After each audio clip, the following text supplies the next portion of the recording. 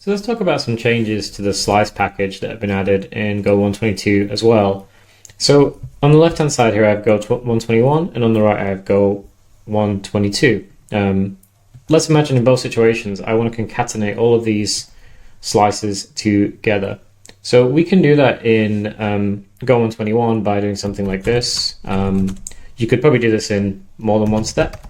But what you could do is you could do append S1 to S2, and then we'll take the output of that and append that to S3. And if I log that, as you can see, output's 1, 2, 3, 4, 5, 6. So this works. This isn't the cleanest. It's not entirely clear to someone coming along later what it looks like and what this is doing. Now, in Go 122, we can do this in a much simpler, much more cleaner way. So we can just do S4 slices.concat S1, S2, S3, and we'll print that, and we should get the same output, 1, 2, 3, 4, 5, 6. Great. So that's a nice sort of quality of life improvement.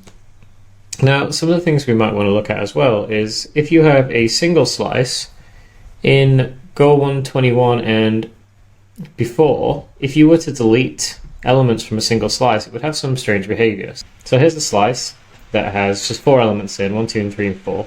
And what we're going to do is we're going to delete, I'm going to delete from S1, I'm going to delete between 0 index 0 and index, let's do 2.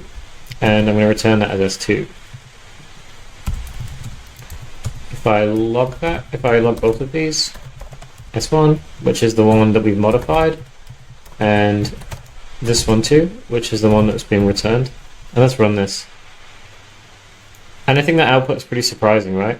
So we've deleted from this slice, but somehow we've ended up with the slice having 3, 4, and 2 slots, which is really confusing, and you can see how this might be error prone. So if I take exactly the same code and we put it over in Go 122, they've made some changes here.